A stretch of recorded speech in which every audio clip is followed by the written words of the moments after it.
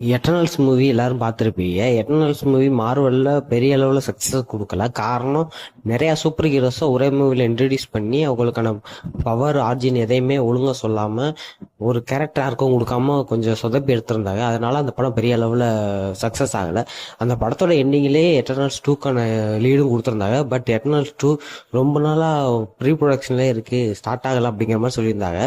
இப்போதைக்கு ஒரு ரூமர் வந்திருக்கு. அதாவது என்னென்னா, நம்ம எட்டர்னல்ஸ் 2 மொத்தமாக ஓரம் கட்டிட்டு அதை ஒரு எப்படி சொல்கிறது, ஒரு அனிமேஷன் சீரியஸாக விட்றக்காண்டி பிளான் பண்ணிட்டு இருக்கா அப்படிங்கிற மாதிரி சொல்லிட்டாங்க. அதாவது அனிமேஷன் சீரியஸுங்கிறது கொஞ்சம் நல்ல விஷயம். ஏன்னா சீரியஸ்னால் ஒவ்வொரு கேரக்டருக்கும் டெவலப்மெண்ட் கொடுக்கலாம், கேரக்டர் ஆர்க் கொடுக்கலாம். அதுக்காண்டியே இந்த சீரியஸாக வந்தால் நல்லாயிருக்கும்னு நான் எதிர்பார்க்குறேன்.